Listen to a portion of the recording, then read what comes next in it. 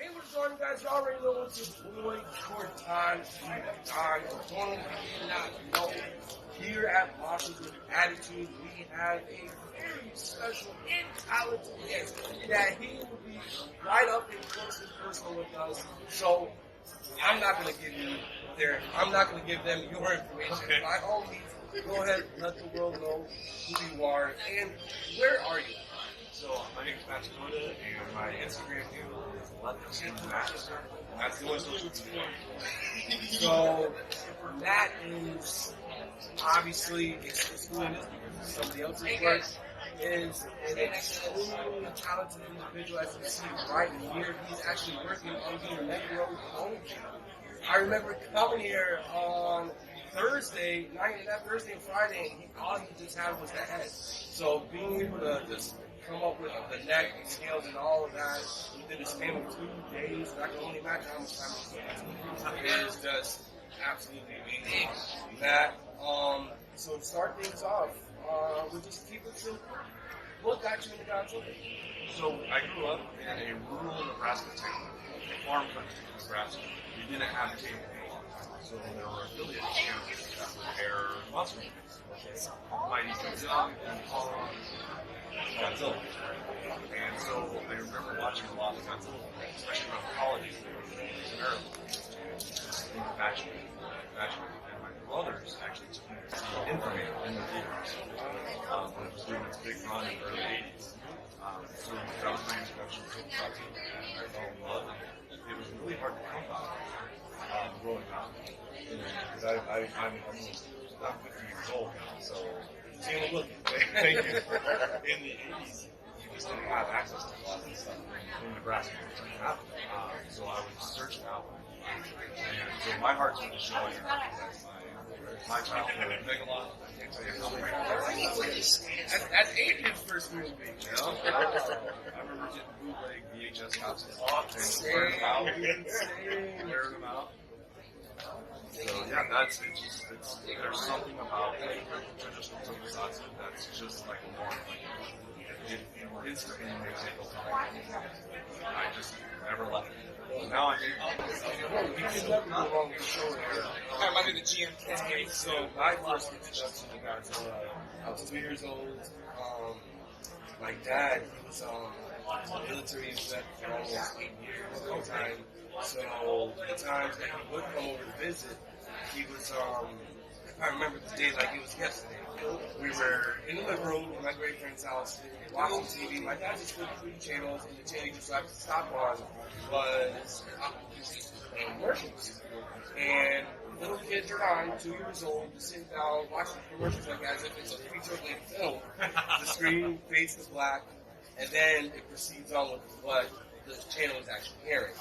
And it was Ghidorah the Three-Headed Monster. The rest was history for me. It opened, for me personally, a world to so many different varieties of choices to go through. I'm an artist, I like to draw and stuff like that, so I would always draw, paint, sculpt. I even attempted, and I know I have done it, cosplay. I've looked for many influences, and for me personally, if I came across your work, I feel like my suit would have lasted way longer. It would look 10 times much more better. No, I'm not discrediting it. It was just a fun project. So, just to jump right into it, what made you want to cosplay this year? Sorry. I did another line. You're on What made you want to get into cosplay?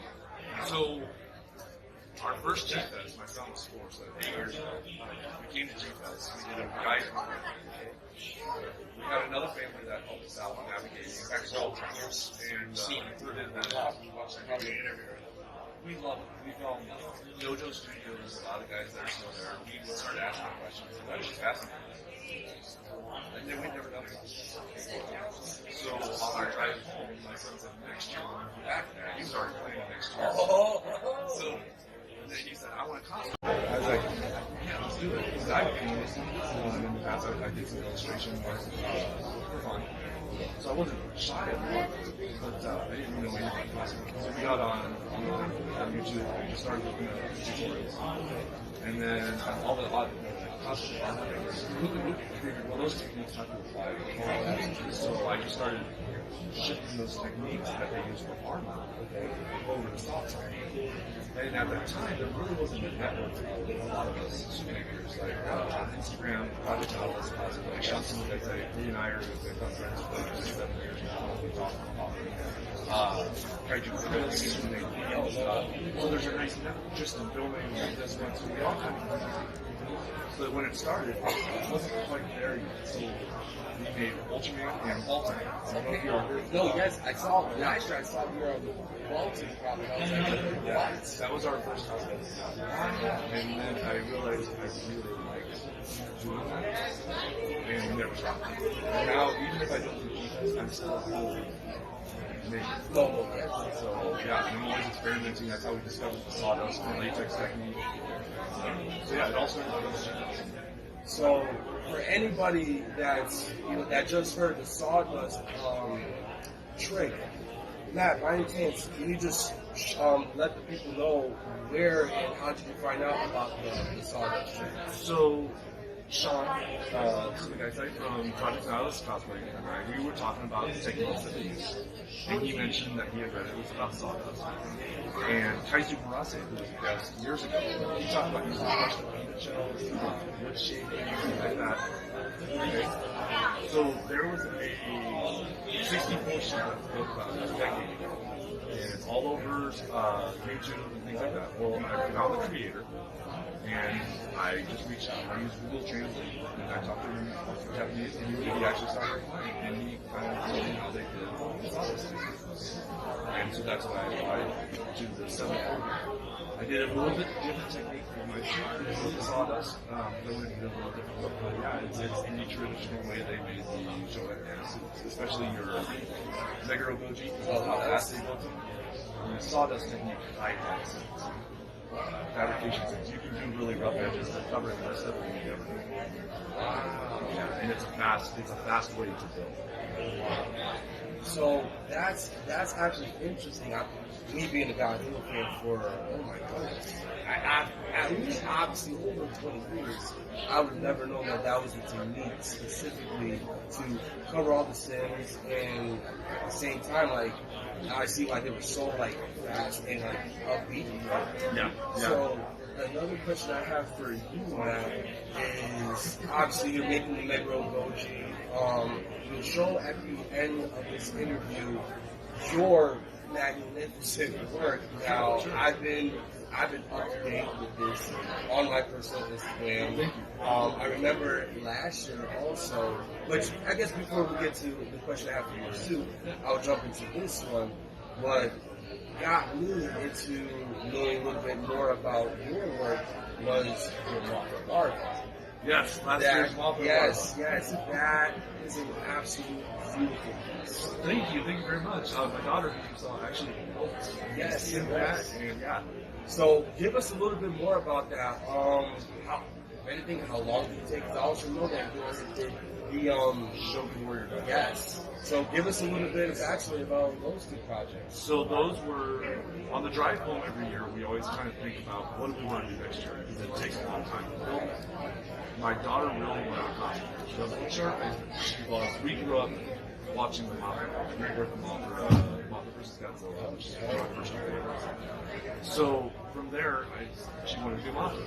And I said, there's always a bunch of Mothras. What can we do a little bit different to stand out a little bit? And so I said, let's do the Mothra. And she was like, yeah.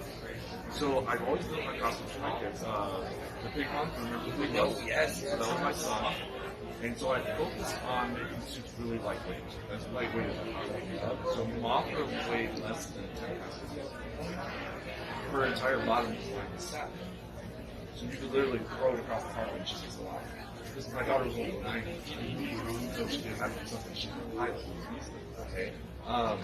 So we built it and just basically packed off the furniture, and then we just built a shell inside out of foam. And then we skinned it with, sealed it with spray glue, and then we just skinned it with liquid neoprene, and did a really intense paint job. And then I don't know if you saw on the bottom it had the feelers. So we did feelers. We cut fabric and fur, and then we used basically Elmer's glue with water. And we made the little feelers. And then I just airbrushed them dark. So yeah, she had the little feelers on the top and everything. Yeah, that was one of my favorite costumes I've ever made. Like, so I remember Adrian, who's our cameraman for this specific interview, I remember reaching out, asking, hey, actually, you don't know who I am, but I am a huge fan of Godzilla.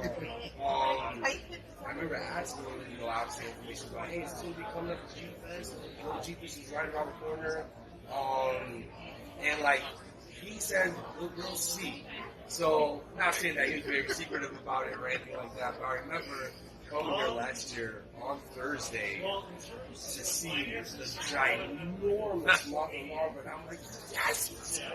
I think it was 13 feet long. Oh my, 13 feet long? Yeah, that was crazy.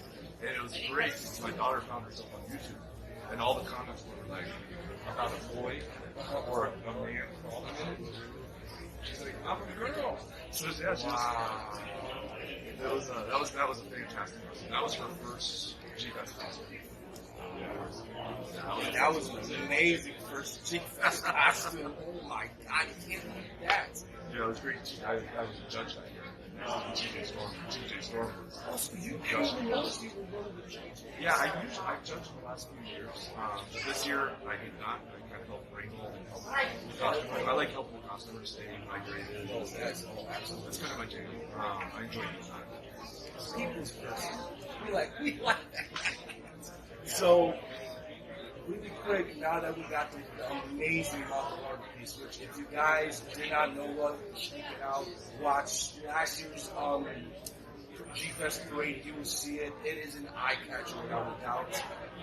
And speaking of eye catching, we will showcase this magnificent piece that Matt had worked on for, in my opinion, it was relatively quick that you did this. So, yeah, I worked on it from August to the beginning of October, and that's when I take a break to do Halloween costumes. Okay. And then the winter was pretty brutal in Nebraska. It was kind of a downer, and work got busy, family stuff, so I didn't pick up again until March. So from March to June, so all in all, it's about 6 months. I'm very blessed to have the family I have. They allowed me one day a week to myself to work. So when people are like, wow, 6 months, that's awesome. I did. My family was very cool. So yeah, he was a full 6 months of work. So for me, when I was working on my suit, oh my goodness. And obviously with, like you said, work, other family stuff that was going around, that took almost like 3 attempts in mine. And it was like years and years of work trying to come up with different methods and stuff like that. And when I finally found something and inspiration to actually make it, I was like, I'm gonna get there. What was your inspiration to make this? So, Yes, I do. there was a fan last year talking about Godzilla existing like Sam. Okay, this always just says like, And that's I think it's more that's than attitude. I'm a really Cool, big thank fan you. of Japanese Couple yokai days. because I love Japanese yokai stories and folk tales and the folklore side of it. And so I was looking for one of my books, and I always stuck with me Godzilla and the people there. And I kind of thought of Jim Payton, he's made up of basically the essence of Pixar. The sense of silence, so that okay, you go after GMK, he is retribution. He's going through shit. And so I was looking for like digital house, and there's a water piece of this house, and it had this salamander head, it had this jaw, and then I started eating shit out of it. And so then I started thinking about the chief active model, and that's where all the spikes came from. I was like, I want to add those spikes. And of course, there's some millennials there. No, yes. Browser, definitely 64. So the idea was a dead president. That's why there's no red. His mouth is entirely tan. there's nothing to show underneath the logo. So yeah, the whole base of the suit is And I know, I didn't. yeah, so I didn't want to do anything that would show blood zone or like, that's why the eyes are white, they're always keeping it. Yeah, I noticed the white eyes instantly. I thought of Jim. It's my favorite. That's my favorite. And see, we got good things. Yeah, We got good taste. So yeah, I didn't want anything to show like, so there's no red. And then the same tan I carried throughout. Adrian, my fiance right here, Michelle, can you guys showcase this massive, beautiful piece of art that did? Oh my goodness. Wow. Like I said, the whole focus is all about. It's not so much the word, I just like the show because that's what brought this show.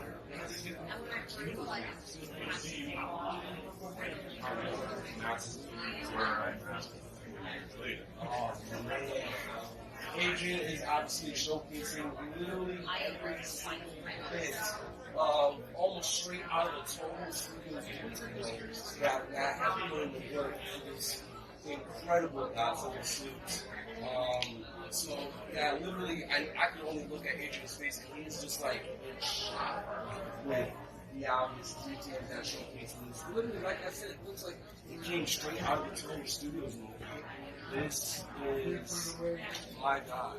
And I came across so many Godzilla reviews at G-Fest and other conventions, and especially last year being introduced to you with the Mako Larva, the Shogun Warrior, the Alien Ultimate.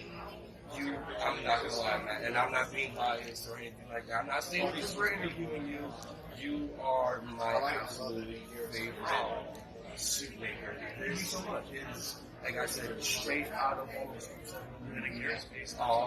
So before we wrap things up, I feel bad that I'm taking up so much of your time. No, you're good. So to end on something, very simplistic, very fun. What is your favorite Godzilla movie? Oh, easily Godzilla Megalon. 100%. 100% Megalon. That is the movie. It's the worst movie, but it's my favorite. It's the one that is in the on. It's the instant warm up. It's so familiar. I can watch it. I know the fight scene, but it's the Jet Jaguar. Oh my God, yes. Which look out for Jet Jaguar next year. Oh, listen, I've been up to date with your cell phones. Watch I'm for like, Jet Jaguar next my year. God. Yeah. This is actually, I put it as a test for the Mega Run. There were so many people that wanted me to do the 7-4 suit, but when my son said he wanted to do Jet Jaguar, I was like, we got to do the 7-3. So this was actually done to kind of appease the 7-4 base.